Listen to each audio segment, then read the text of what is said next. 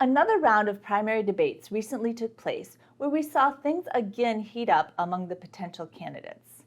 While hot topics such as education and healthcare were touched on, one of the most tense moments of the night was over gun control.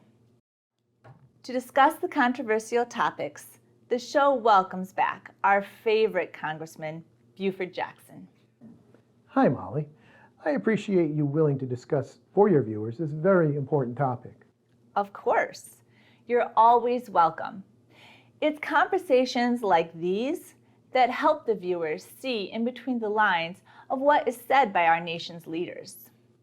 So, just the other night, the former representative advocated for strict gun control. Do you agree with him? Absolutely. Law-abiding citizens have no reason to own such firearms. You mean weapons of war? Correct. AR-15s or any other weapon with a cool name. Just listen how it rolls off of one's tongue. A-R. While sounding dangerous, it is fun to say. And if you had that same gun called BB, no one would pay attention. Are you suggesting people wouldn't be allowed to own one in fear of shooting their eye out? Gun control is not meant to be funny, Molly. Of course it's not. So why was the former congressman from Texas so blunt, even bellicose? Do you think it helped his standing? Absolutely not. In fact, it's as if he shot himself in the foot. His campaign is done. Unelectable. How so? Well, his actions told half the country that he doesn't want their vote. I don't think he had their vote to begin with. True, but let's remember, his choice of language is of a schoolyard bully. Not impressive. I suppose you're onto something. Perhaps he just wants the guns for himself. Him, meaning the government. Exactly. But that's what it will look like. We'll still deny it, straight to the voters' faces. Well, at least you're honest, Bewford. I like to think so. So, I'd like to switch gears slightly regarding the debates. This time around, there were fewer candidates on the stage. Do you think it's appropriate for the DNC to limit participants so early on in the process?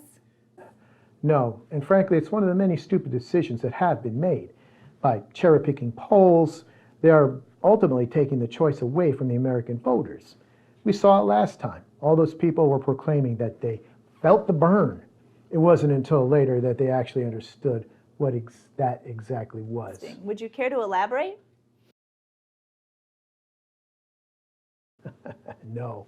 No, I would not, Molly. Look at you, Bewford. You do know when to stop yourself. Big moment for you. Our time is short, though, so we will have to stop it there. But we always appreciate your insight. Until next time. Perhaps, instead of reducing personal liberties and confiscating personal property, lawmakers should look at the root of the problem. One could surmise that if it was not for the recent increase in mass shootings, the conversation of gun control would not even be discussed. Case in point, Chicago, Baltimore. Your big cities have had a long history of gun violence, all while politicians watch from the sidelines, almost as if it was by design. So let's stop and think about it. It's not the inanimate gun itself influencing these individuals. Let's acknowledge that these extreme acts of violence are being performed by young men. Our progressive politicians love to put people into groups. Fine, let's do so tonight. They're white, they're socially underdeveloped, often absent a father figure. They say they're mentally ill. Fine. Then what's causing the illness? Is it the lack of masculinity? Is it too much technology interfering with the interpersonal communications? I'll stop and ask you to think about it. Leave your comments below. I'd truly be interested in knowing what you think. While you're at it, make sure that you like the video, and if you haven't already, subscribe to the channel. As always, thanks for watching.